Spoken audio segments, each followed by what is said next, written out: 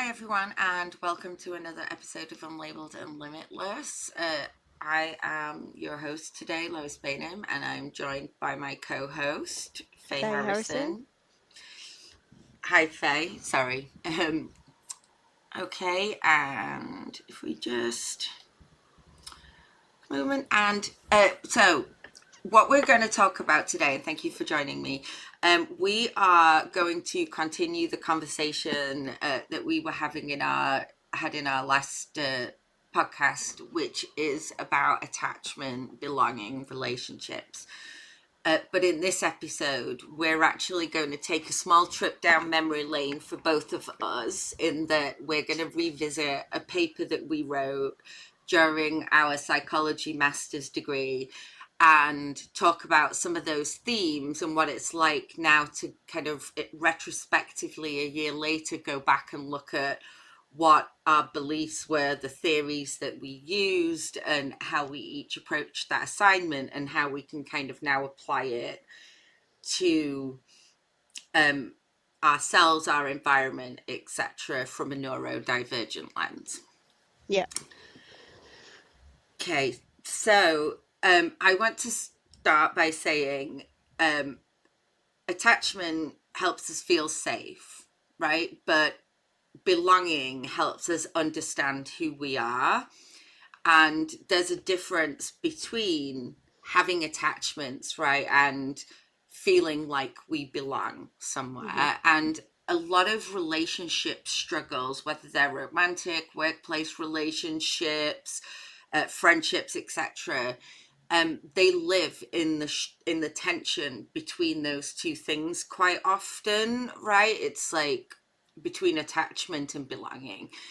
And as human beings, we're not just wired for attachment, right? We need to feel safe, we need to feel loved, we need to feel productive, and all of those things. So essentially, we are wired for belonging too.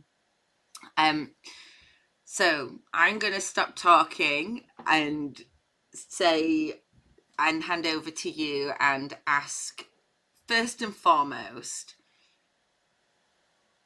on the kind of topic of attachment, how did it feel for you to actually go back and explore the paper?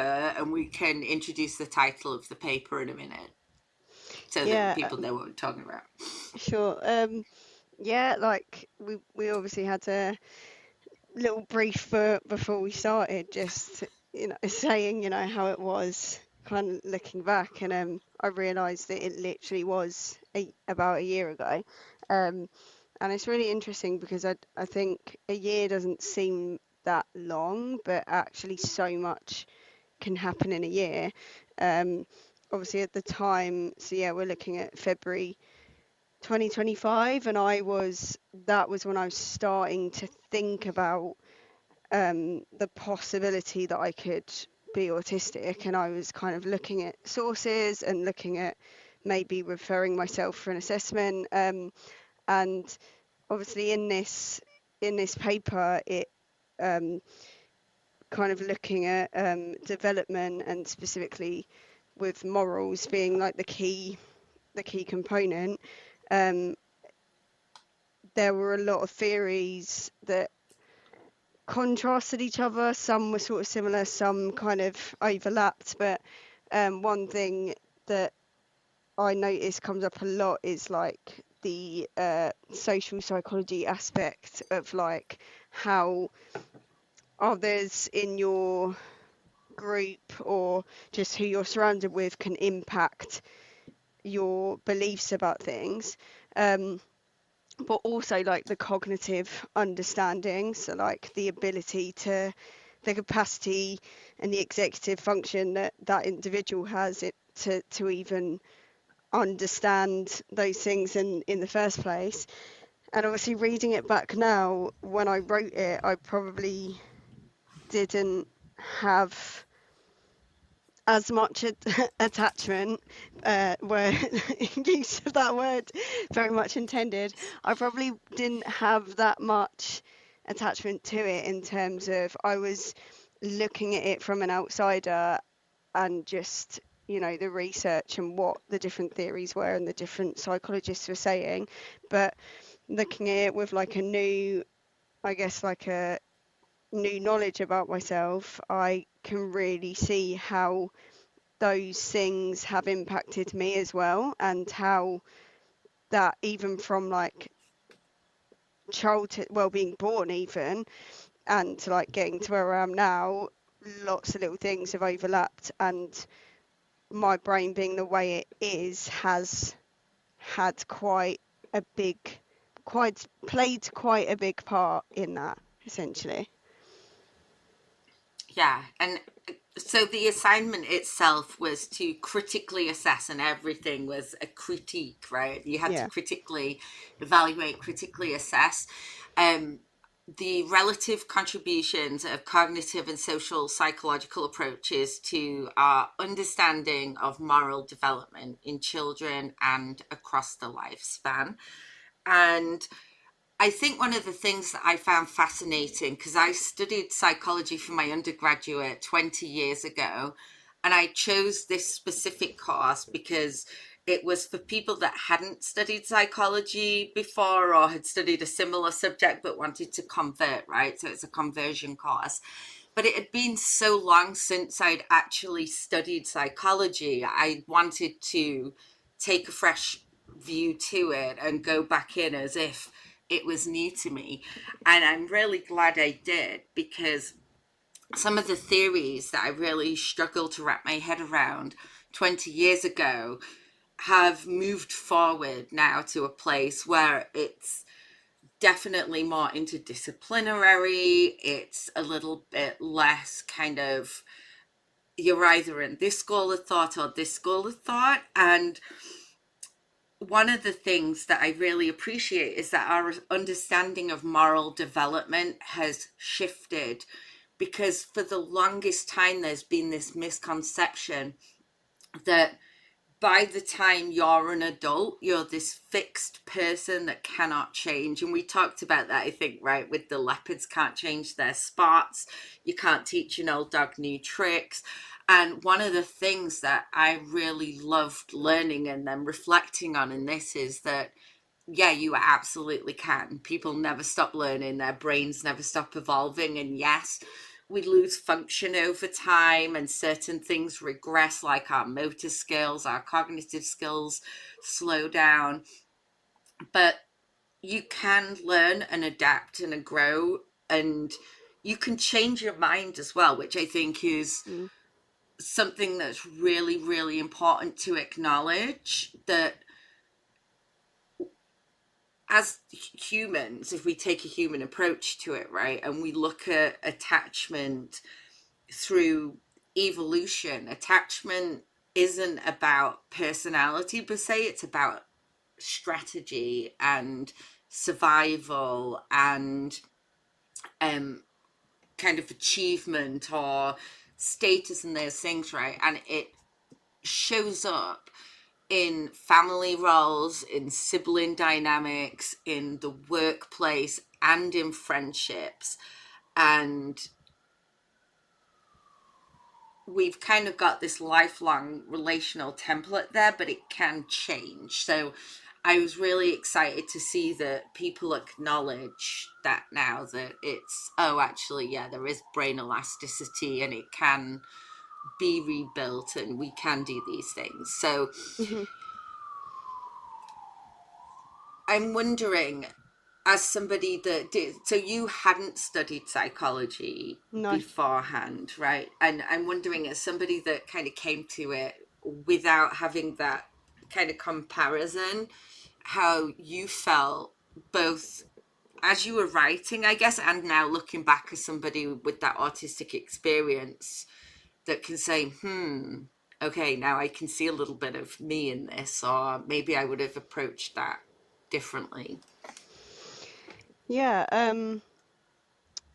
So I mean, when I even started the course, I've always had an interest in it, but I'd never really had the opportunity to study it. And I always said if I'd not gone to drama school and stayed on to do like A levels, psychology would have been something that I studied, and then probably actually ended up doing it uni in the first place. But obviously, I decided to take another path. But yeah, I think it's so much more varied than I thought, and there's so many different theories and ways that people can look at things. Just see my cat's amazing in the background, sorry. Um, I was like, wow, oh, adorable. I know, Mine does so that all the cute. time. But yeah, I didn't quite realize that there were so many ways to look at things. And I think it's like, it just goes back to what you were saying, like it doesn't there's always new things we can learn, and it doesn't mean like one theory's wrong and one's right, or one's more right and one's less right. It's just there are so many ways you can look at things. And I think particularly for that assignment, no, I mean, actually I've got it up, so I'm going to see what I concluded based on what I looked at. So yeah, I basically said that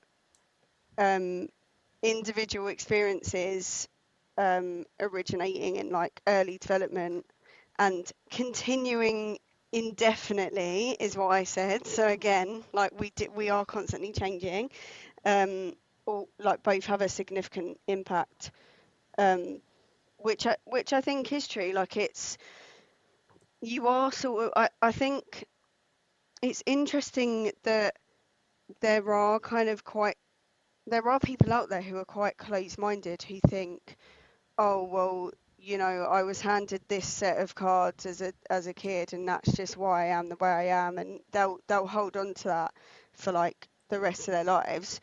And I always think that's quite sad, because they've obviously learnt that from somewhere, or they've not been exposed to other ways of thinking or support that they need. But like, I even look back at me a year ago, let alone 5 years ago, and there's things that I didn't know then that I know now, and there's experiences I've had that have shaped me, and all sorts of things. And like, it can be terrifying, but also it's really exciting that like there's always going to be something that happens, and sometimes it's in the most bizarre of situations, and you end up learning a lot about yourself. And at the time, you you don't really understand why things are happening, and then you look back and you're like, actually maybe I just needed that situation to get to where I am now. It was like a step in the road. And I don't mind saying this on the podcast, because I don't think this person will ever listen to it. I don't know if I still exist in their brain, but the whole reason I even started the masters was because I was basically heartbroken by someone that I was really trying to make something work with, and it was never going to work. It was never, ever, ever going to work, because I, it was, it just, the dynamic was not healthy, and it was me doing like 99% of the work, and basically submitting to them, and trying to mold myself into what they wanted. So I lost myself in a lot of it. And it got to a point, this was even before it ended, but I already knew, like, which is interesting, I knew months before it ended that I needed something better. And I said to myself, like, what can I do that's going to keep me occupied, that's going to keep me learning, that's going to be positive? And it sort of was like an ADHD, let's just find this course and do it. And I just like signed up to it one random afternoon, and then got accepted, and then thought, oh, okay, I've just committed to like a 2-year master's, great. But that's why I really, really believe in the butterfly effect, and like everything happens for a reason, because I'm now sat here with a master's that I wouldn't have had I not met this person. And I genuinely believe that. Like, I believe that I had to meet them and be involved with them to trigger me to make that decision, to then, and then obviously I've done that masters, I've met you on it, we're now talking on this podcast. Do you know what I mean? And I really do think, and yeah, I mean, what a tangent. I don't know how I got onto No, that, no, I but mean, you said a few really good things in there, and I was making notes, and I want to jump to something that you said, um, which is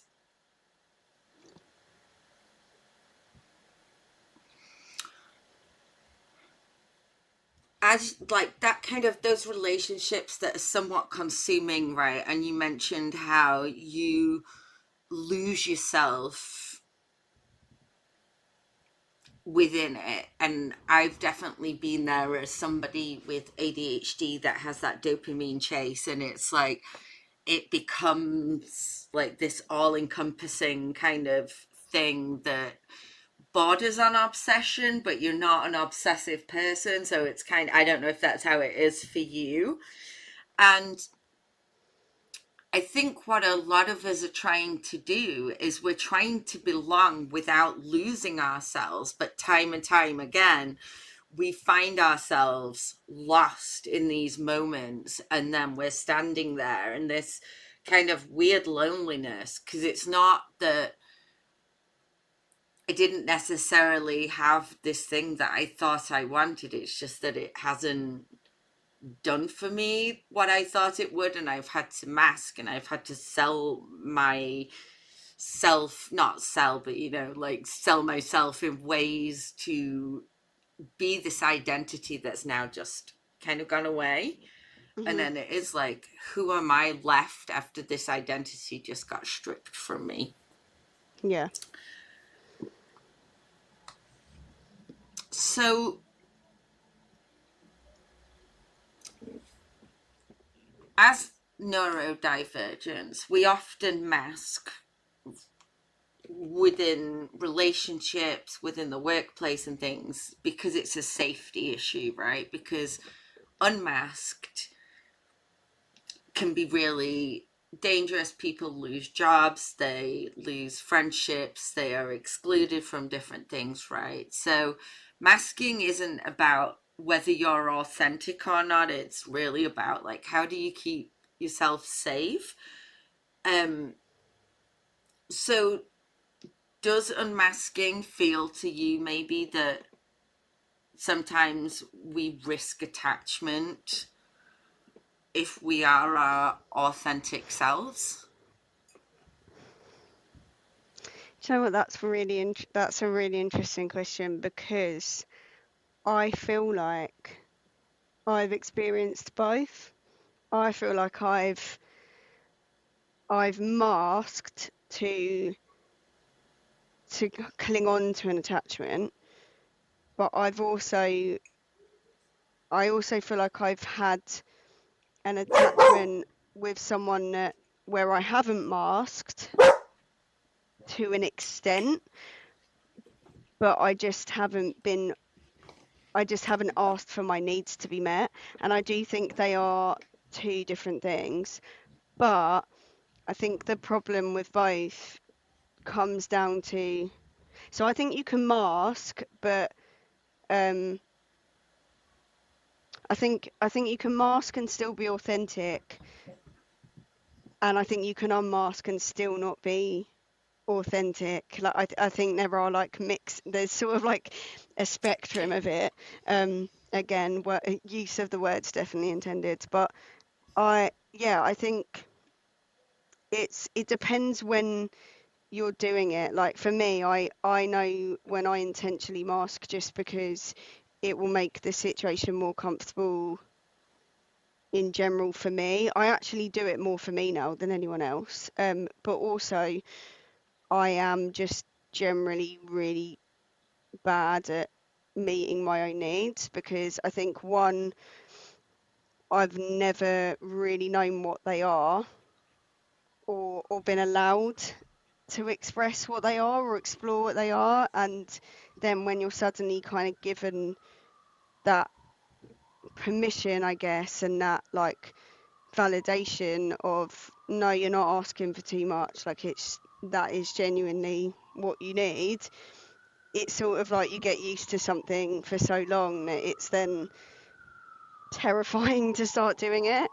And yeah, I think what it comes down to is, if you're, which, and I'm going to say this, and I need to I need to listen to my own advice, but Don't we an all? attachment is like having an attachment with someone where you're not, where you feel like you're not actually 100% being yourself. It's not real. And is it worth, like, is it worth it, basically, to get, because it's never going to be real, is it? It's like you're either like completely self-abandoning to keep this connection, or you're putting so much into it, like you're putting more effort than the other person, which then makes you feel rejected. Well, it does in my case anyway. Absolutely. So it's like, are any worth that? Like, no, I would say instantly.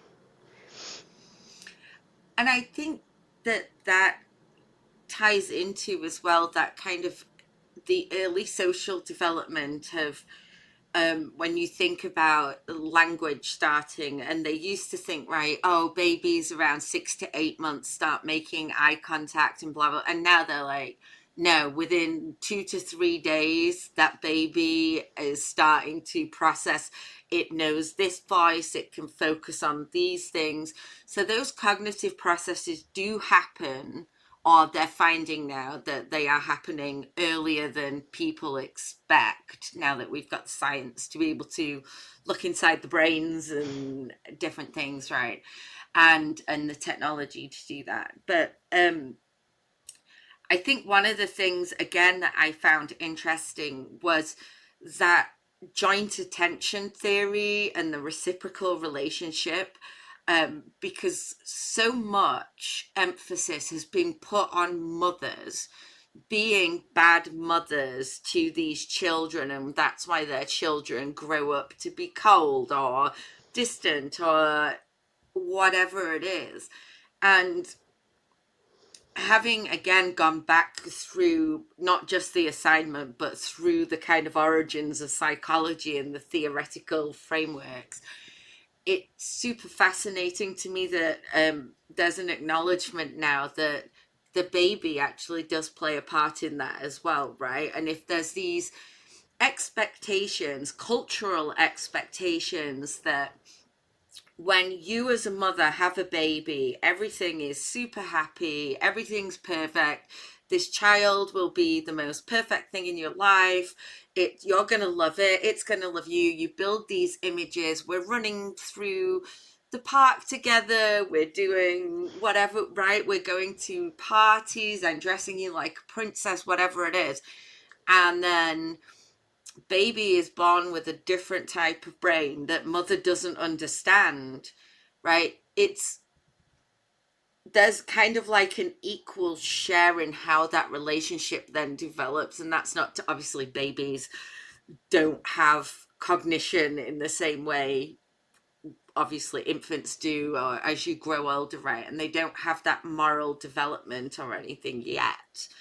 But they're like, say a baby's inability to stop crying or to make eye contact, or a baby that doesn't like to be hugged.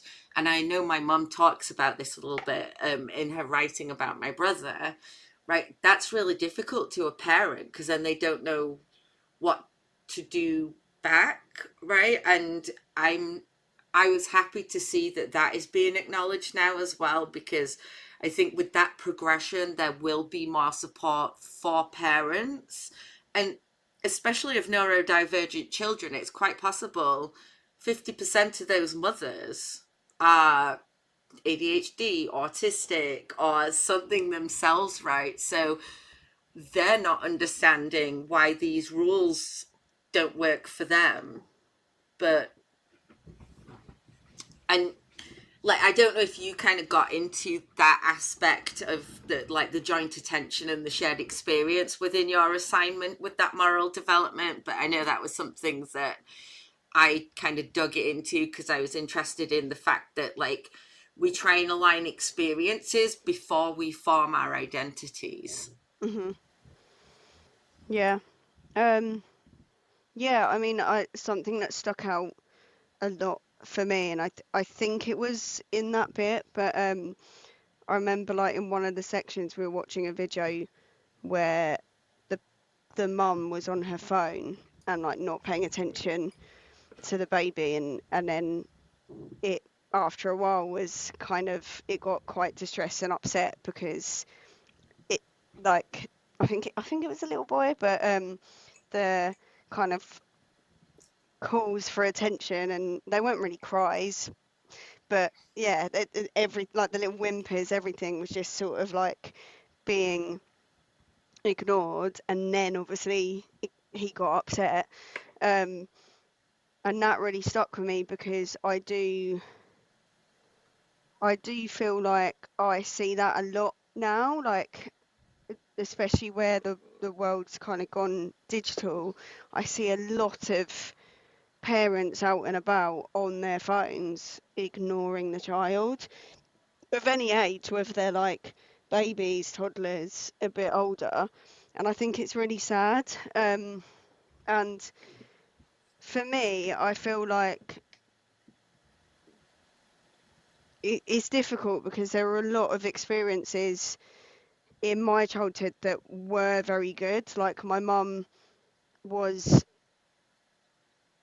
where she could be very attentive, and she was with at home with us most of the time, um, and there I do have some really good memories of her like, of feeling like seen, heard, and understood. But I feel like there were equally times where I really didn't, and I felt like yeah, I'm not really sure what the right word is, but looking back now, I can see that, okay, well, she obviously, because I think I've said this before, but she's now we've kind of opened up that can of worms. She's looking back and at her life, and we think that she's autistic, and a lot of the things now that where I experienced things in my childhood where I'm like, oh my goodness, like what was that, or why did that happen? I can see as like her being overstimulated, or like for example, she was not a huggy mum at all. She was Yeah, not a cuddly mum, and I grew up, which is really interesting because I grew up thinking that was quite normal, and I was okay with it, and I didn't think I was missing anything because I am someone that's like, I don't want just anyone to yeah, touch me, and I kind of like want to be able to give consent before you just assume that it's okay. But now I've swung the complete other way, so I'm actually like a natural, I'll go and hug people. I'm like very huggy. I would say that like touch is one of my love languages, which is really interesting because I don't know whether that's because I feel like I was deprived of something that I did actually really want or need and was important to me, or because that I've just developed into like an adult who does actually enjoy that. Um, but yeah, like that, for example, is like I can see why that didn't come naturally to her, and why that would appear or feel almost like cold to someone else, who was part of a family where their mum was really like cuddly. Um, so yeah, it's interesting. I think sometimes like the way people are, or like the dynamics between people, can seem really bizarre to others, and then actually the people in it yeah. don't feel like that. No, and I'm definitely from a family of don't touch me's. Like the best you're gonna get is an air kiss and a kind of weird little side hug. That, yeah, um, uh, and I am somewhat like that. But I don't mind getting like a really good bear hug. If Hmm. you're gonna hug me, I need you to bear hug me. Don't like stroke my arm or something, because I'll probably hit you in the face, and not because I'm trying to be horrible, but because it's like the sensitivity Yeah. levels, just that it's like it feels painful. But if you like bear hug me and just like hold me and squeeze me and maybe crack my back while you're at it, I'm like, oh, thank you so much. That's great. Squeeze a bit harder, get some clicks in there. But yeah, I'm okay hugging people that I've met for the first time and whatever, and I'm talking like fully clothed. Oh, hey, how you doing? Give you a hug or whatever. But yeah, I have to tell myself that not everybody likes that. So I find myself hugging people sometimes that I'm like, I'm really sorry. I shouldn't have just done that.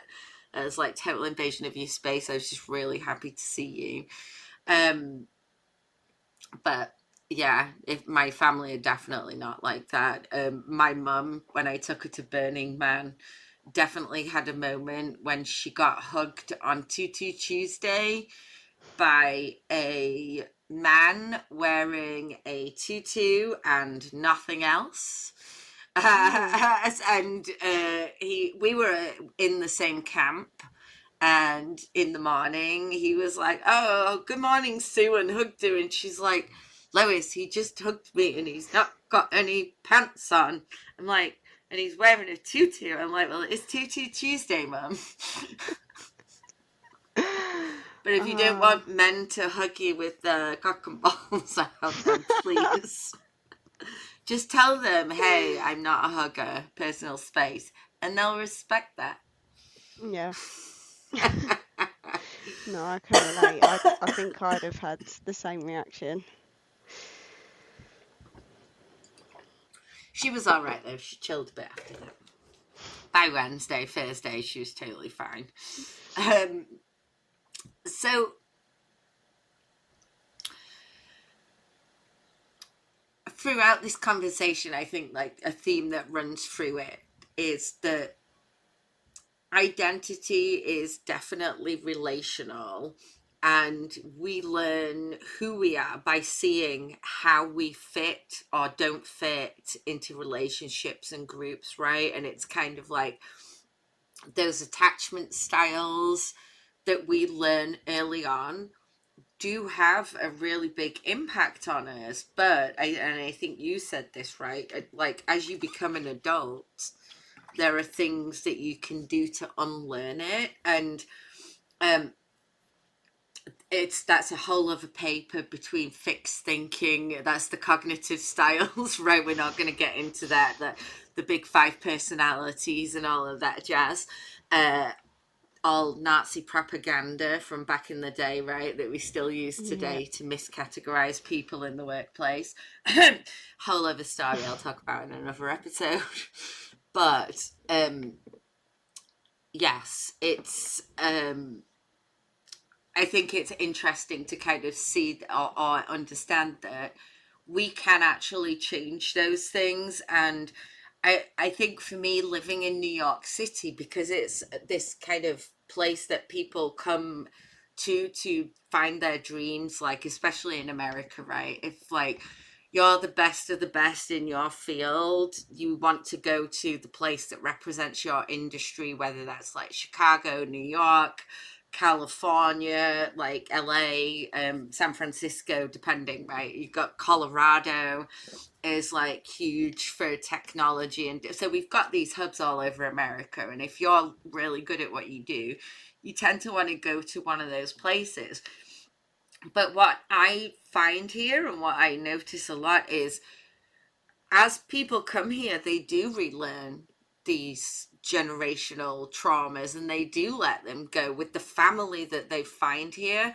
And from like, I mean, you met Chrisana, he's definitely part of my like found family here. Um, but and I knew him before 2008. Thanks for thinking out loud with us today. This conversation doesn't end here. In part two, we go deeper into identity, belonging, and how we can begin rewriting relational patterns in adulthood.